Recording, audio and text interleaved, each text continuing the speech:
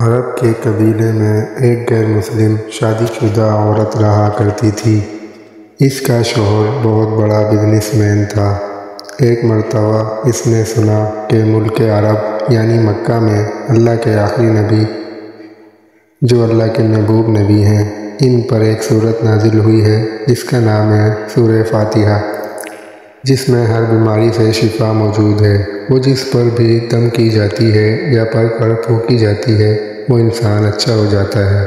اس میں اب عقیدے کی بات ہے، مسلم ہو یا غیر مسلم، اللہ پاک جس کے دل میں ایمان کی روشنی ڈالنا چاہے، اللہ کی قدرت کا تو آپ سب کو اندازہ ہوگا۔ اب کسی شخص سے اس عورت نے سورہ فاتحہ سیکھ لی، پھر جب اس نے سورہ فاتحہ کا ترجمہ پڑھا تو اس کی آنکھوں میں آنسو آ گئے، اور جب بھی یہ سورت پڑھتی تھی اللہ تعالیٰ اس کے بگڑے کاموں کو سنوار دیتا۔ ایک دن اس کے بیٹے کو ایک خطرناک زہریلے بچھو نے کاٹ لیا۔ بڑے بڑے حکیموں طبیبوں کو بلوایا گیا، سب نے یہ کہہ کر جان چھڑوا لی کہ اس بچھو کا زہر بہت خطرناک ہے، اس بچے کا ہم کچھ نہیں کر سکتے، تمہارا یہ بچہ بس کچھ ہی دیر کا مہمان ہے۔ ماں کا رو رو کر برا حال تھا اور شوہر اپنے خداؤں کی عبادت کر رہا تھا۔ پھر جب کوئی حل نہیں نکلا تو اس عورت کو یاد آیا کہ سورہ فاتحہ کے بارے میں اس نے پڑھا ہے کہ اس میں ہر بیماری سے شفا ہے۔ اس کے دل میں خیال آیا کہ اگر میں اسے پڑھ کر اپنے بچے پر دم کروں تو کیا میرا بچہ ٹھیک ہو جائے گا؟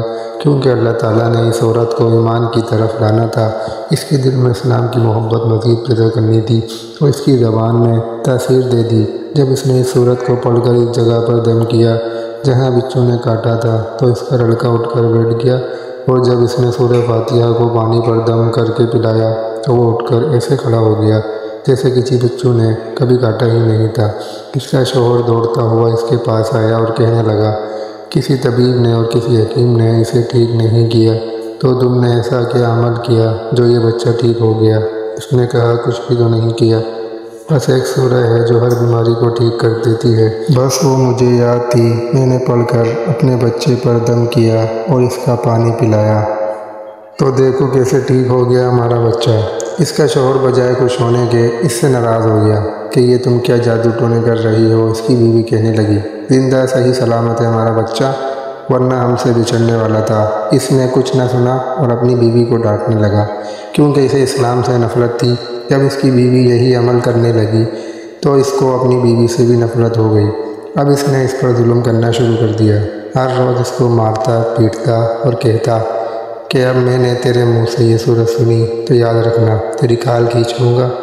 اس کو اللہ کے کلام پر بالکل یقین نہیں تھا، جبکہ اس کی بیوی کو اللہ کے کلام پر یقین ہو گیا۔ اب اس عورت کی اللہ تعالیٰ نے کس طرح مدد کی، یہ بھی بڑا ایمان افروز واقعہ ہے۔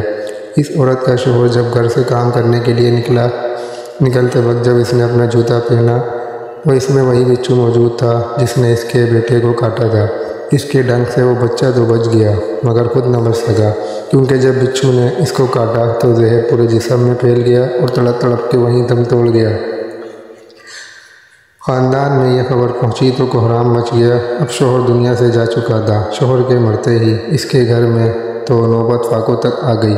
وہ عورت قرض دار ہو کر رہ گئی، وہ بہت پریشان تھی۔ دل میں بھی پھر وہی بات آئی کہ میں سورہ فاتحہ کا ورد کرتی ہوں، کیا پتہ میری پریشانیاں بھی دور ہو جائیں۔ پھر وہ زور زور سے سورہ فاتحہ پڑھنے لگی، چلتے پھرتے اٹھتے بیٹھتے سورہ فاتحہ کا ورد کرتی رہی اور اتنے اعتماد و یقین سے پڑھتی رہی جس کا کوئی حساب ہی نہیں تھا۔ جب کوئی بندہ اللہ تعالیٰ سے امید لگاتا ہے تو اللہ تعالیٰ اپنے بندوں کی دعاؤں کو رد نہیں کرتا۔ پھر یوں ہوا کہ 7 دن کے اندر اندر اس کو خوشخبری مل گئی کہ اس کے کاروبار کو سنبھالنے کے لیے اس کے شوہر کا دوست آ گیا ہے۔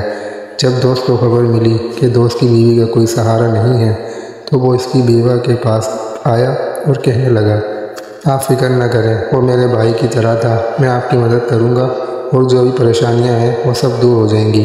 پھر اس شخص نے اس عورت کا سہارا بن کر اس کا پورا کاروبار سنبھال لیا اور پھر دھیرے دھیرے جیسے زندگی پہلے تھی ویسے ہی ہو گئی۔ اس کے شوہر کے دوست نے اس عورت کو سورہ فاتحہ پڑھتے ہوئے سن لیا۔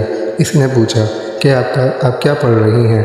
کیا یہ کوئی منتر ہے جس سے بہت فائدہ ہوتا ہے؟ مجھے بھی سکھائیے۔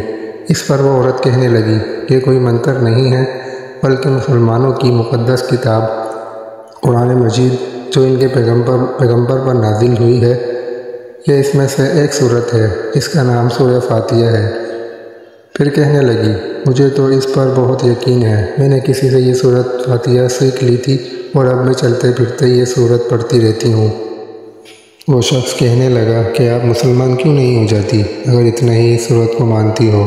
وہ مزید کہنے لگا کہ ایک سورت کی اتنی تاثیر ہے تو پورے قرآن کی کتنی تاثیر ہوگی؟